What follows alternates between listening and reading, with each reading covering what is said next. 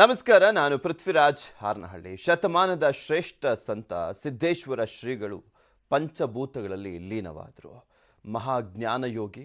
ನಿನ್ನೆ ಇಡೀ ದಿನ ನಿಮಗೆಲ್ಲರಿಗೂ ಕೂಡ ಗೊತ್ತಿದೆ ಯಾವ ರೀತಿಯಾಗಿ ಲಕ್ಷಾಂತರ ಸಂಖ್ಯೆಯಲ್ಲಿ ಭಕ್ತರು ಬಂದಿದ್ದು ಜ್ಞಾನಯೋಗಿಯ ಅಂತಿಮ ದರ್ಶನವನ್ನು ಪಡ್ಕೊಂಡು ಅಂತ್ಯಕ್ರಿಯೆಯಲ್ಲಿ ಭಾಗಿಯಾಗಿದ್ರು ಅಂತ.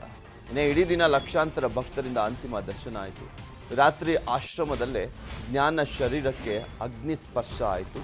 ಸಿದ್ದೇಶ್ವರ ಶ್ರೀಗಳ ಇಚ್ಛೆಯಂತೆ ಶ್ರೀಗಳ ಅಂತ್ಯಕ್ರಿಯೆ ಮುಗಿಸಿಕೊಂಡು ಹೊರಟರು ಭಕ್ತರು. ಇದು ಮತ್ತೆ ಆಶ್ರಮದತ್ತ ಸಾವಿರಾರು ಸಂಖ್ಯೆಯಲ್ಲಿ ಭಕ್ತರ ದಂಡು ಆಗಮಿಸಲಿದೆ. ಶ್ರೀಗಳ ಚಿತಾಭಸ್ಮ ಪಡೀಲಿಕ್ಕೆ ಆಗಮಿಸ್ತಾ ಇದ್ದಾರೆ ಭಕ್ತರು. ಇನ್ನೆಲ್ಲ ಲಕ್ಷಾಂತರ ಸಂಖ್ಯೆಯಲ್ಲಿ ಕರ್ನಾಟಕದಲ್ಲಿ ಒಬ್ಬ ವ್ಯಕ್ತಿ ಸಾವನ್ನಪ್ಪದಂಥ ಸಂದರ್ಭದಲ್ಲಿ ಇಷ್ಟು ದೊಡ್ಡ ಸಂಖ್ಯೆಯಲ್ಲಿ ಜನ ಸೇರಿದಂತಹ ದೃಶ್ಯಾವಳಿ ನೀವು ಯಾವತ್ತೂ ಕೂಡ ನೋಡಿರಲಿಲ್ಲ ಅಂತ ಕಾಣಿಸುತ್ತೆ. ಯಾಕೆಂದರೆ 20 ಲಕ್ಷಕ್ಕೂ ಹೆಚ್ಚು ಜನ ಸೇರಿದ್ರು ಅಂದರೆ ಅದು ಕೂಡ ಒಂದು ಇತಿಹಾಸ ಆಗುತ್ತೆ. ಇನ್ನೂ ಕೂಡ ಆ ಅಗ್ನಿಸ್ಪರ್ಶ ಆದ ನಂತರ ಚಿತಾಭಸ್ಮ ವಿಸರ್ಜನೆ ಮಾಡುವಂಥ ನಿಟ್ಟಿನಲ್ಲೂ ಕೂಡ ಸಾಕಷ್ಟು ಕಾರ್ಯಕ್ರಮಗಳಿದ್ದಾವೆ. ಈಗ ಆಲ್ರೆಡಿ ಮಠದತ್ತ ನೂರಾರು ಸಂಖ್ಯೆಯಲ್ಲಿ ಭಕ್ತರು ಆಗಮಿಸ್ತಾ ಇದ್ದಾರೆ, ಇನ್ನು ರೋಧಿಸ್ತಾ ಇದ್ದಾರೆ, ಕಣ್ಣೀರನ್ನು ಹಾಕ್ತಾ ಇದ್ದಾರೆ. ಸಿದ್ದೇಶ್ವರ ಶ್ರೀಗಳು ಇನ್ನಿಲ್ಲ ಅನ್ನುವಂಥದ್ದನ್ನು ಈಗಲೂ ಕೂಡ ಅವರ ಭಕ್ತರಲ್ಲಿ ಅದನ್ನು ಅರಗಿಸ್ಕೊಳ್ಳಿಕ್ಕೆ ಆಗ್ತಾ ಇಲ್ಲ. ಪಂಚಭೂತಗಳಲ್ಲಿ ಲೀನವಾದಂಥ ಮಹಾಜ್ಞಾನ ಯೋಗಿ ಇಂದು ಸಿದ್ದೇಶ್ವರ ಶ್ರೀಗಳ ಚಿತಾಭಸ್ಮ ನದಿ ಸಮುದ್ರದಲ್ಲಿ ವಿಸರ್ಜನೆ ಮಾಡಲಾಗುತ್ತೆ. ಅಸ್ಥಿ ವಿಸರ್ಜನೆಗೆ ಆಶ್ರಮದಿಂದ ಭಕ್ತರಿಗೂ ಕೂಡ ಮುಕ್ತ ಅವಕಾಶವನ್ನು ಕಲ್ಪಿಸಲಾಗಿದೆ. ಸಿದ್ದೇಶ್ವರ ಶ್ರೀಗಳೇ ತಮ್ಮ ಉಯಿಲ್ನಲ್ಲಿ ಬರೆದಿದ್ರು ಚಿತಾಭಸ್ಮವನ್ನು ನದಿಯಲ್ಲಿ ಎಲ್ಲಾದರೂ ಬಿಡಬೇಕು ಅಂತ. ಅದೇ ರೀತಿಯಾಗಿ ಅವರ ಇಚ್ಛೆಯಂತೆ ಮಾಡಲಾಗ್ತದೆ. ಸಿದ್ದೇಶ್ವರ ಶ್ರೀಗಳ ಚಿತಾಭಸ್ಮವನ್ನು ಭಕ್ತರು ಬಂದು ಸಂಗ್ರಹಿಸಬಹುದು. ಇಂದು ಜ್ಞಾನ ಯೋಗಾಶ್ರಮದ ಆವರಣದಲ್ಲೇ ಭಕ್ತರಿಗೂ ಕೂಡ ಅಸ್ಥಿ ವಿತರಣೆ ಮಾಡಲಾಗುತ್ತೆ. ಶ್ರೀಗಳ ಇಚ್ಛೆಯಂತೆ ಚಿತಾಭಸ್ಮ ನದಿ ಸಮುದ್ರದಲ್ಲಿ ಅರ್ಪಿಸಲಿಕ್ಕೆ ನಿರ್ಧಾರವನ್ನು ಮಾಡಲಾಗಿದೆ. ಅವರ ಇಚ್ಛೆಯಂತೆ ನಿನ್ನೆ ಅಗ್ನಿಸ್ಪರ್ಶ ಆಯಿತು. ಇವತ್ತು ಅಸ್ಥಿ ವಿಸರ್ಜನೆಗೆ ಸಂಬಂಧಪಟ್ಟಂತೆ ಬರುವಂಥ ಭಕ್ತರಿಗೂ ಕೂಡ ಅಸ್ಥಿಯನ್ನು ವಿತರಣೆ ಮಾಡಲಾಗುತ್ತೆ.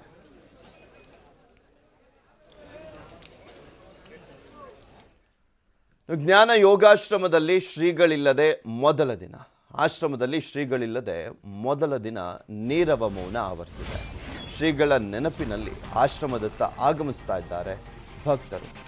ಶ್ರೀಗಳು ಇದ್ದಂಥ ಸಂದರ್ಭದಲ್ಲಿ ಬೆಳಗ್ಗೆಯಿಂದಲೂ ಕೂಡ ಸಾವಿರಾರು ಸಂಖ್ಯೆಯಲ್ಲಿ ಭಕ್ತರು ಸೇರ್ತಾ ಇದ್ರು, ಅವರ ಪ್ರವಚನವನ್ನು ಕೇಳ್ತಾ ಇದ್ರು, ಶ್ರೀಗಳ ಆಶೀರ್ವಚನವನ್ನು ಪಡ್ಕೊಳ್ತಾ ಇದ್ರು, ಆಶೀರ್ವಾದವನ್ನು ಪಡ್ಕೊಳ್ತಾ ಇದ್ರು. ಆದರೆ ಇವತ್ತಿನಿಂದ ಶ್ರೀಗಳು ಇರೋದು ಅಂದರೆ ಮೊನ್ನೆಯಿಂದ ಅಂದರೆ ಹತ್ತತ್ರ ಒಂದು 10 ದಿನದಿಂದ ಅವರಿಗೆ ಅನಾರೋಗ್ಯ ಅಂತ ಬಂದಂಥ ಸಂದರ್ಭದಿಂದಲೂ ಕೂಡ ಶ್ರೀಗಳನ್ನು LED ಸ್ಕ್ರೀನ್ನಲ್ಲಿ ನೋಡಬಹುದಾಗಿತ್ತೇ ಹೊರತು ಅವರನ್ನು ಹತ್ತಿರದಿಂದ ನೋಡಲಿಕ್ಕೆ ಕೆಲವರಿಗಷ್ಟೇ ಅವಕಾಶವನ್ನು ನೀಡಲಾಗ್ತಾ ಇತ್ತು. ನಿನ್ನೆ ಅಗ್ನಿಸ್ಪರ್ಶ ಆಯಿತು. ಶ್ರೀಗಳು ಇನ್ನಿಲ್ಲ. ಶ್ರೀಗಳು ಇಲ್ಲದ ಮೊದಲ ದಿನ ಆಶ್ರಮದತ್ತ ಸಾಕಷ್ಟು ಸಂಖ್ಯೆಯಲ್ಲಿ ಭಕ್ತರು ಬರ್ತಾ ಇದ್ದಾರೆ. ನೀರವ ಮೌನ ಆವರಿಸಿದೆ.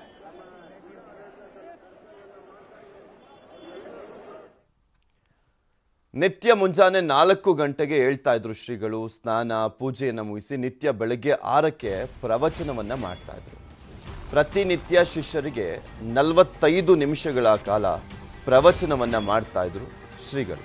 ಬೆಳಗ್ಗೆ 4 ಗಂಟೆಯಿಂದಲೇ ಅವರ ದಿನಚರಿ ಆರಂಭವಾಗ್ತಾ ಇತ್ತು ಶ್ರೀಗಳದ್ದು. ಪ್ರವಚನವನ್ನು ಕೊಡ್ತಾ ಇದ್ರು. 45 ನಿಮಿಷಗಳ ಕಾಲ ಪ್ರವಚನವನ್ನು ಮಾಡ್ತಾ ಇದ್ರು ಶ್ರೀಗಳು. ಆದರೆ ಇಂದು ಶ್ರೀಗಳಿಲ್ಲ, ಅವರ ಪ್ರವಚನವೂ ಕೂಡ ಇಲ್ಲ. ತಮ್ಮ ಮೊಬೈಲ್ಗಳಲ್ಲೇ ಪ್ರವಚನವನ್ನು ಕೇಳ್ತಾ ಇದ್ದಾರೆ ಭಕ್ತರು. ಜ್ಞಾನ ಯೋಗಿಯ ನೆನಪಲ್ಲಿ ಭಕ್ತರ ಕಣ್ಣೀರ ಧಾರೆ. ಅಲ್ಲಿ ಜ್ಞಾನಯೋಗಿಯನ್ನು ಅಂದರೆ ಅವ್ರು ಬಿಟ್ಟೋಗಿರುವಂಥದ್ರಿಂದನೇ ಈಗ ಜೀವಿಸಬೇಕಾಗಿದೆ ಭಕ್ತರು. ಏಕೆಂದರೆ ಅವರು ಹೇಳ್ಕೊಟ್ಟಂಥ ಮಾರ್ಗದಲ್ಲಿ ಅವರ ಭಕ್ತರು ನಿನ್ನೆ ಯಾವ ರೀತಿಯಾಗಿ ನಡ್ಕೊಂಡಿದ್ದಾರೆ ಎನ್ನುವಂಥದ್ದು ನಿಮಗೆಲ್ಲರಿಗೂ ಕೂಡ ಗೊತ್ತಿದೆ. ಅಷ್ಟು ಲಕ್ಷ ಸಂಖ್ಯೆಯಲ್ಲಿ ಭಕ್ತರು ಸೇರಿದ್ದರೂ ಕೂಡ ಒಂದು ಚಿಕ್ಕ ಲೋಪನೂ ಕೂಡ ಆಗಲಿಲ್ಲ. ಸಿದ್ದೇಶ್ವರ ಶ್ರೀಗಳಿಗೆ ಮರಣದಲ್ಲೂ ಕೂಡ ತಮ್ಮ ಭಕ್ತರು ಒಂದು ಶ್ರೇಷ್ಠತೆಯನ್ನು ಮೆರೆದಿರೋದಕ್ಕೆ ನಿನ್ನೆ ಸಾಕ್ಷಿಯಾಯಿತು.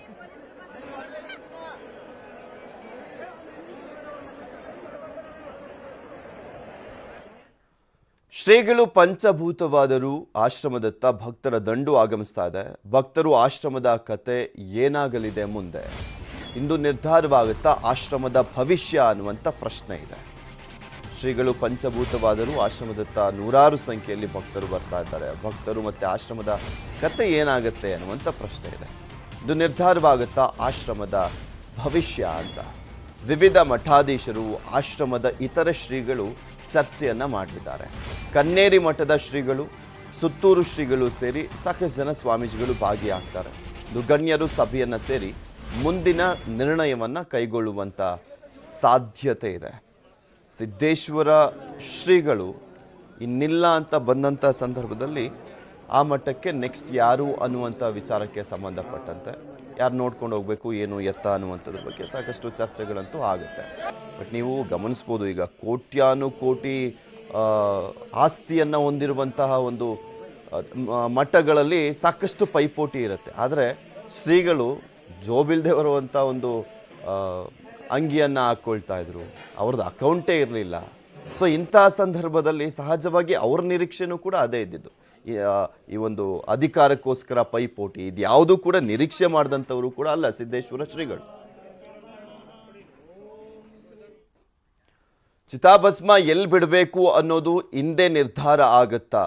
ಚಿತಾಭಸ್ಮದ ಬಗ್ಗೆ ಇಂದು ಅಧಿಕೃತ ಘೋಷಣೆ ಮಾಡುವಂಥ ಸಾಧ್ಯತೆ ಇದೆ.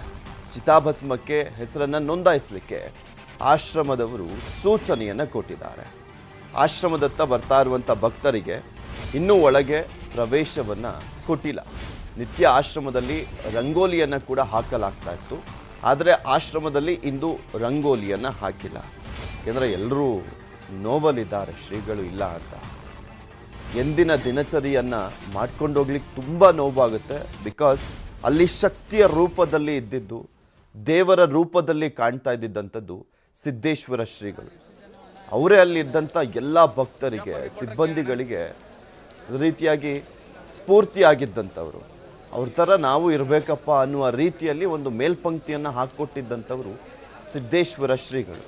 ಅವರಿಲ್ಲ ಅನ್ನುವಂಥ ನೋನಲ್ಲೇ ಇದ್ದಾರೆ ಅಲ್ಲಿರುವಂಥ ಭಕ್ತರೆಲ್ಲ.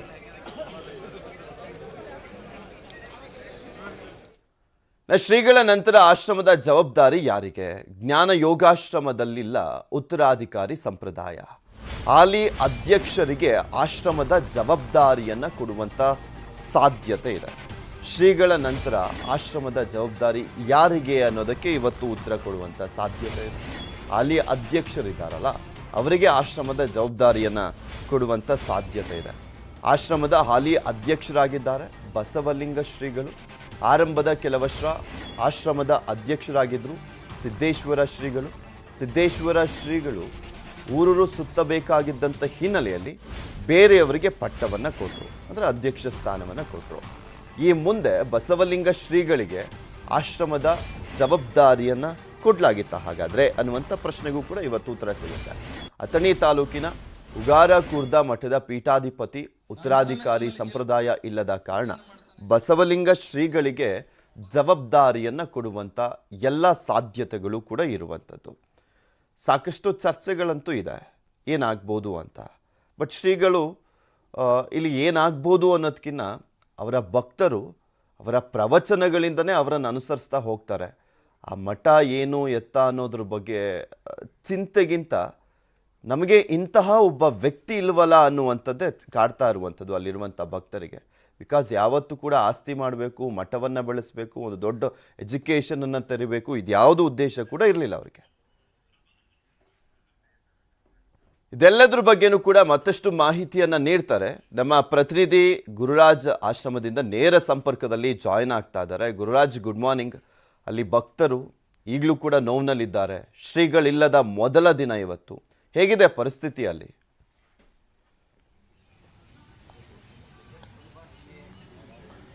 ಪೃಥ್ವಿರಾಜ್, ಏನಂದರೆ ವಿಜಯಪುರದ ಜ್ಞಾನ ಯೋಗಾಶ್ರಮದ ಪರಮ ಪೂಜ್ಯ ಸಿದ್ದೇಶ್ವರ ಸ್ವಾಮಿಗಳು ನಿನ್ನೆಯಿಂದ ಅವರು ನೆನಪು ಮಾತ್ರ.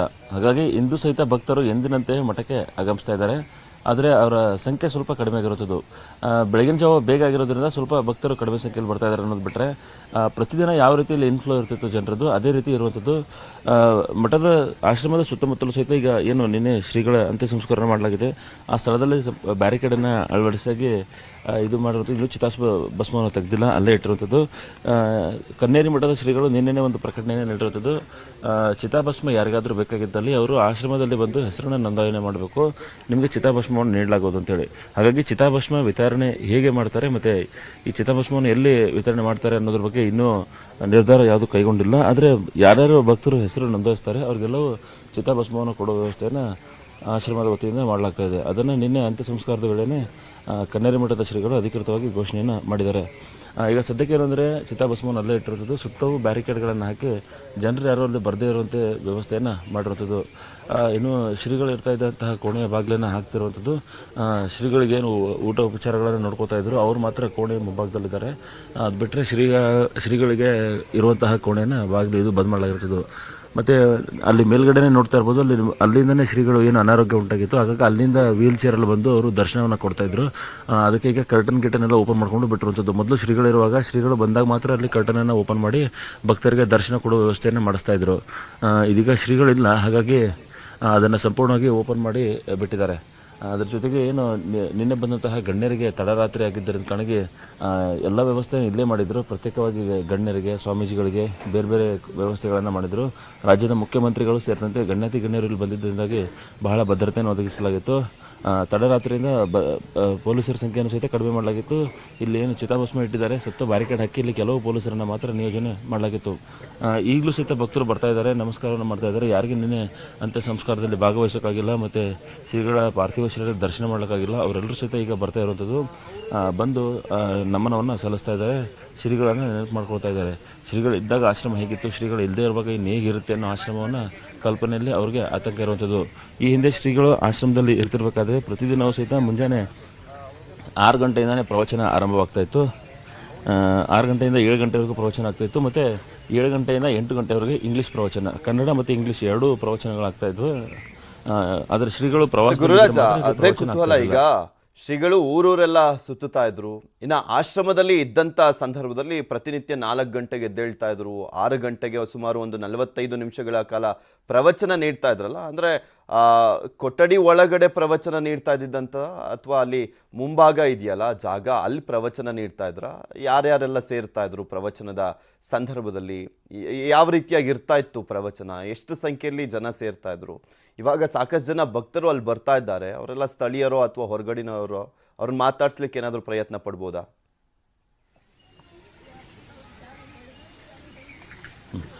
ಪೃಥ್ವಿರಾಜ್, ಏನಂತಂದರೆ ಇದೀಗ ನಾವು ಯಾವ ಜಾಗದಲ್ಲಿ ನಿಂತ್ಕೊಂಡಿದ್ದೇವೆ ಮತ್ತು ಶ್ರೀಗಳನ್ನು ಯಾವ ಜಾಗದಲ್ಲಿ ಅಂತ್ಯ ಸಂಸ್ಕಾರ ಮಾಡಿದ್ದಾರೆ ಅದೇ ಜಾಗದಲ್ಲಿ ಶ್ರೀಗಳು ಪ್ರತಿದಿನ ಪ್ರವಚನವನ್ನು ಮಾಡ್ತಾಯಿದ್ರು. ಈಗ ಇದೇ ಜಾಗದಲ್ಲಿ ಭಕ್ತರಿಗೆ ಅವರು ದರ್ಶನವನ್ನು ಕೊಡ್ತಾಯಿದ್ರು. ಈಗ ಅದೇ ಜಾಗದಲ್ಲಿ ಅವರ ಅಂತ್ಯ ಸಂಸ್ಕಾರವನ್ನು ಮಾಡಲಾಗಿರುತ್ತದೆ. ನಾನು ಕೆಲವು ಭಕ್ತರ ಜೊತೆ ಮಾತಾಡಿಕೊಂಡು ಇದು ಮಾಡ್ತೇನೆ. ಸರ್, ನೀವು ಎಲ್ಲಿಂದ ಬಂದಿರ್ತಾರೆ? ನಾವು ದಾಂಡೇಲಿಯಿಂದ ಬಂದೇವ್ರಿ. ನಾವು ದಾಂಡೇಲಿ ನಿನ್ನೆ ಬಂದೇವ್ರಿ, ಬೆಳಿಗ್ಗೆ ಬಂದೇವ್ರಿ. ಅಪ್ಪಳದ ಸ್ಥಿತಿ ಗೊತ್ತಾದ್ಮೇಲೆ ನಾವು ಬಂದೇವ್ರಿ. ಅಪ್ಪಳು ಈ ನಾಡಿಗೆ ಏನೊಂದು ಸಂದೇಶ ಕೊಟ್ಟಿದ್ರೆ, ಈ ದೇಶಕ್ಕೆ ಏನೋ ಸಂದೇಶ ಕೊಟ್ಟಿದ್ರೆ ಅದರಂತೆ ನಾವೆಲ್ಲರೂ ನಡಿಬೇಕಂಥೇಳಿ ಈ ಜಗತ್ತಿನ ಎಲ್ಲ ಜನರಲ್ಲಿ ಒಂದು ವಿನಂತಿ.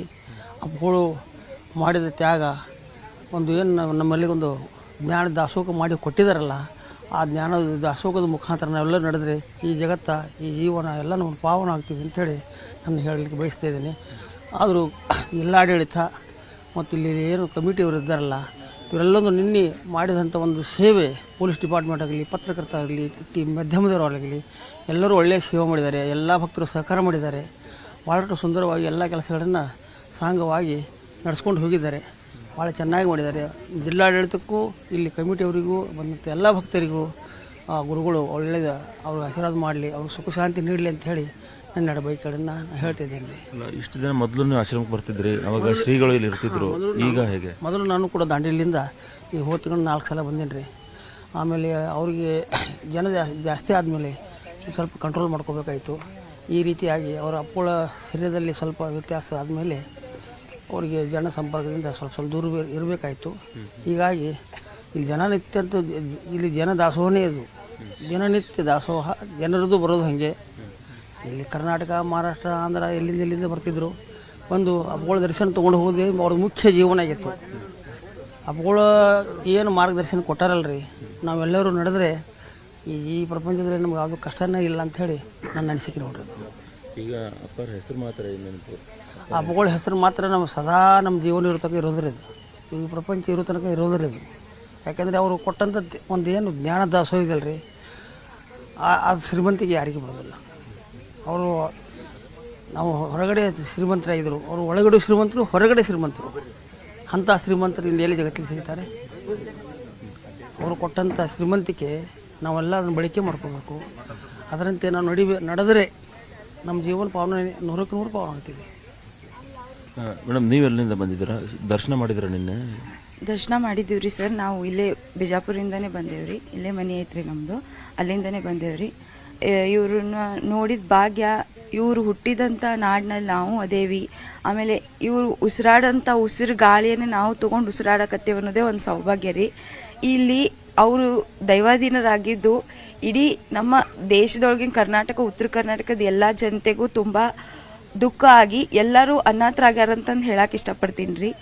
ಆಮೇಲೆ ಅವರು ಪ್ರವಚನ ಹೇಳ್ತಾರಂದ್ರೆ ಈಗ ಒಂದು ಯಾರೇ ನಾವು ಇಂಥ ಕಾರ್ಯಕ್ರಮ ನಡೆಸ್ತೇವಂತಂದು ಹೇಳಿದ್ರೆ ಸಾಕಷ್ಟು ಜನರು ಪಬ್ಲಿಸಿಟಿ ಮಾಡ್ಕೋಬೇಕಾಕದ್ರಿ. ಈಗಿನ ಕಾಲದಾಗ ನಾವು ಇಂಥ ಕಾರ್ಯಕ್ರಮ ನಡ್ಸಾಕತ್ತೇವಿ, ಇಂಥ ಮಂದಿ ಇಷ್ಟು ಜನ ಬರ್ರಿ ಅಂತ ಹೇಳ್ಬೇಕಾಗ, ಬಟ್ ಈಗಿನ ಕಾಲದಾಗ ಒಂದು ಪಬ್ಲಿಸಿಟಿ ಇಲ್ಲದೆ, ಇಂಥ ವಾಟ್ಸಪ್ ಫೇಸ್ಬುಕ್ ಕಾಲೊಳಗೂ ಒಂದು ಪಬ್ಲಿಸಿಟಿ ಇಲ್ಲದೆ, ಒಂದು ಏನೂ ಇಲ್ಲದೇನೆ ಅವ್ರು ಒಂದು ಹಿಂಗೆ ಹೇಳ್ತಾರ ಅಂದ್ರೆ ಸಾಕು, ಸುತ್ತ 10 ಊರಿನ ಹಳ್ಳಿ ಒಳಗೆ ಎಲ್ಲ ಕಡೆಯಿಂದ, ಬರೀ ಹಳ್ಳಿ ಅಷ್ಟೇ ಅಲ್ರಿ, ದೇಶ ವಿದೇಶಗಳಿಂದ ಭಕ್ತಾದಿಗಳು ಬಂದು ಅವ್ರ ಪ್ರವಚನ ಕೇಳ್ಕೊಂಡು ಪಾವನ ಆಕಿತ್ರಿ ಜನ್ಮ. ಇಂಥ ಜನ್ಮ ಯಾರಿಗೆ ಸಿಗ್ತದ್ರಿ? ನಾವು ಪುಣ್ಯವಂತ್ರಿ, ನಾವು ಈ ನಾಡಿನಾಗ ಹುಟ್ಟಿ ಅಪ್ಪ ಅವ್ರ ಪ್ರವಚನ ಎಲ್ಲ ಕೇಳ್ಕೊಂಡು ಅದೇವಿ ಅನ್ನೋದು ಒಂದು ದೊಡ್ಡ ಮಾತ್ರಿ ನಮಗೆ. ಆಮೇಲೆ ನಾವು ಈಗ ಅಪ್ಪ ಅವರು ಇದ್ರಿ, ಇಷ್ಟು ದಿನ ಹೇಳ್ಯಾರ್ರಿ, ಅವರು ಇಲ್ಲ ಅನ್ನೋದಕ್ಕಿಂತ ಅವ್ರು ಏನು ನಮಗೆ ಹೇಳ್ಕೊಟ್ಟಾರಲ್ರಿ, ಆ ದಾರಿ ಒಳಗೆ ನಡೆದ್ರ ಅವರಿಗೂ ಅವ್ರು ಅದನ್ನೇ ಇಷ್ಟಪಡ್ತಿದ್ರಿ. ನಾವೇನು ಮನುಷ್ಯ ಯಾರು ಶಾಶ್ವತ ಅಲ್ರಿ, ಹುಟ್ಟು ಸಾವು ಇದು ಮನುಷ್ಯನ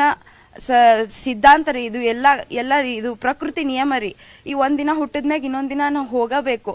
ಆದ್ರೆ ಹೋಗೋದ್ ನಡ್ಬರ್ಕ್ ನಾವು ಏನು ಮಾಡೇವಿ, ಆ ಮಾಡಿದವರು ಮತ್ತು ನಾವು ಅದನ್ನ ಏನು ನಡೆಸ್ಕೊಂಡು ಹೋಗ್ಬೇಕು, ಅವ್ರಿಗೆಲ್ಲ ಹಾಕೊಟ್ಟಾರಿ ನಮ್ಗೆ ಧರ್ಮ ಎಲ್ಲ ಹಿಂಗೆ ನಡಿಬೇಕು ಅಂಥೇಳಿ. ಅವ್ರ ಹಾದಿಯೊಳಗೆ ನಾವು ನಡೆದ್ರೆ ನಾವೇ ಭಾಗ್ಯವಂತರಿ, ನಾವೆಲ್ಲರೂ ಧನ್ಯರು ಆಕ್ಯವಂತ ಹೇಳ್ತೇವ್ರಿ. ಯಾರಿಗೆ ಸಿಗ್ತದ್ರಿ? ಈಗ ಎಲ್ಲರೂ ನಾವು ಇಷ್ಟು ಸೇವೆ ಮಾಡ್ಯಾವಂದ್ರೆ ನಮ್ದು ಹಿಂಗೆ ಹಾಕ್ರಿ, ನಮ್ದು ಹಂಗೆ ಹಾಕ್ರಿ, ಇಷ್ಟು ಮಾಡೇವ್ರಿ ಅಷ್ಟು ಮಾಡೇವ್ರಿ ಅಂತಂದು ತಿರುಗ್ತಿರ್ತಾರ್ರಿ. ಅವರು ಒಂದು ತಮ್ಮ ಶರೀರವನ್ನು ಅಗ್ನಿಗೆ ಅರ್ಪಣೆ ಮಾಡೋದ್ರಿ. ಯಾರಿಗೆ ಹಾಕದ ಹೇಳ್ರಿ? ಅದು ಅವ್ರ ಬೇರೆನೇ ಇತ್ರಿ, ಅದು ಅಗ್ನಿ ಇದ್ದಿದ್ದಿಲ್ರಿ. ಹಂಗಾದ್ರೂ ಅವ್ರು ಹಂಗೆ ಮಾಡ್ಯಾರ ಅಂದ್ರೆ ಇಷ್ಟರೊಳಗೆ ತಿಳ್ಕೊಬೇಕಾಕದ್ರಿ ಅವ್ರು ಎಂಥ ಸರಳ ಜೀವಿ ಅನ್ನೋದೇ. ನಾವಿಲ್ಲಿ ಉತ್ತರ ಕರ್ನಾಟಕದೊಳಗೆ ಅವ್ರ ಭೂಮಿ ಒಳಗೆ ಹುಟ್ಟೇವ ಅನ್ನೋದೇ ಒಂದು ದೊಡ್ಡ ಭಾಗ್ಯ ರೀ. ಆದ್ರಿಂದ ಎಲ್ಲ ಭಕ್ತಾದಿಗಳು ಇನ್ನು ಮುಂದಿನ ದಿನದಾಗ ಅವ್ರು ಹಾಕಿಕೊಂಡ ದಾರಿಯಲ್ಲೇ ನಡೆದ್ರೆ ನಮ್ಮ ಜನ್ಮ ಸಾರ್ಥಕ ಅಂತ ಹೇಳಕ್ ಇಷ್ಟಪಡ್ತೀನಿ. ನೀವು ಇಲ್ಲೇ ಸ್ಥಳೀಯರಿದ್ದೀರಿ, ಇಷ್ಟು ದಿನ ಆಶ್ರಮಕ್ಕೆ ಬರ್ತಿದ್ರಿ, ಅಪಾರನ ಭೇಟಿ ಆಗ್ತಿದ್ರಿ, ಇನ್ನು ಹೆಂಗೆ ಬರ್ತೀನಿ ಏನಾಗ್ತದೆ? ಮತ್ತು ಅಪಾರ ಇದ್ದಾಗ ಬರ್ದಾಗ ಎಷ್ಟೊತ್ತಿಗೆ ಎಷ್ಟು ಮಂದಿ ಬರ್ತಿದ್ರು ಹಂಗೆ? ಅಪ್ಪಾರು ಇದ್ದಾಗಂತರೂ ಸಹಜ ಎಲ್ಲರೂ ಬಂದೇ ಬರ್ತಿದ್ದರಿ. ಪ್ರವಚನ ಇದ್ದಾಗಂತೂ ಸಾಕಷ್ಟು ಸಾವಿರಾರು ಲಕ್ಷಾಂತರ ಜನ ಬಂದು ಹೋಗಿದ್ದರಿ. ಇನ್ಮ್ಯಾಗ ನೋಡ್ಬೇಕ್ರಿ, ಬರ್ತೇವ್ರಿ. ಒಂದು ಸ್ವಲ್ಪ ದಿನ ನಮಗೂ ಇನ್ನೂ ಆರಿಲ್ರಿ, ಇದು ನೋವು ಆರಿಲ್ಲ ಇನ್ನು. ಹಿಂಗಾಗಿ ಇನ್ನು ಮುಂದಿನ ದಿನಗಳು ಬರ್ತೇವ್ರಿ. ನಾವು ಬೇರೆ ಕಡೆ ಅಭ್ಯಾಸ ಮಾಡಕ್ಕೆ ಹೋಗ್ತೇವಲ್ರಿ, ಅಲ್ಲಿ ಹೋಗಿರ್ತೇವಿ. ಇಲ್ಲಿ ಬಂದಾಗ ಅಪ್ಗಳು ಮುಂದೆ ಹೆಂಗದ ನಮಗೂ ಇನ್ನೂ ಗೊತ್ತಿಲ್ಲ. ಯಾಕಂದ್ರೆ ಗದ್ಗಿ ಇತ್ತಂದ್ರೆ ಸಹಜವಾಗಿ ನಾವಲ್ರಿ, ಎಲ್ಲ ಇನ್ನೂ ಅವರು ಸಾವಿರಾರು ವರ್ಷಗಳಿಂದನೂ ಗದ್ಗಿತ್ತಂದ್ರೆ ಅವ್ರದ್ದು ಉಳಿತಿತ್ತು ನಮ್ಗಿಲ್ಲೇ. ನಾವು ನಮ್ಮ ಮೊಮ್ಮಕ್ಕಳಿಗೆಲ್ಲ ಹೇಳ್ಬೋದಿತ್ತು ಇದು ಗದ್ಗೆ ಅದ, ಬಟ್ ಅವ್ರು ಗದ್ಗಿನೇ ಮಾಡಿಸ್ಬೇಡ ಅಂದಾರ್ರಿ, ಮೂರ್ತಿನೇ ಮಾಡಿಸ್ಬೇಡ ಅಂದಾರ. ಹಿಂಗೆ ಇರುವಾಗ ಈ ಏನು ಹಾಕೋದನ್ನು ನಮಗೂ ಇನ್ನೂ ಗೊತ್ತಿಲ್ರಿ. ಹಾಗಾಗಿ ಈಗಂತರೂ ಬರ್ತೇವಿ, ನಮಸ್ಕಾರ ಮಾಡಿ ಹೋಗ್ತೇವ್ರಿ. ಎಷ್ಟು ದಿನ ಇದು ಇರ್ತೈತಿ ಅನ್ನೋದು ಮುಂದೆ ಏನು ಮಾಡ್ತಾರೆ ನಮಗೂ ಗೊತ್ತಿಲ್ರಿ. ಮುಂದಿನ ದಿನದಾಗ ನೋಡ್ಬೇಕ್ರಿ. ಸಮಾಧಿ ಮಂದಿರ ಕಟ್ಟಬಾರ್ದು, ಯಾವುದೇ ರೀತಿ ಅವಶೇಷ ಉಳಿಬಾರ್ದು.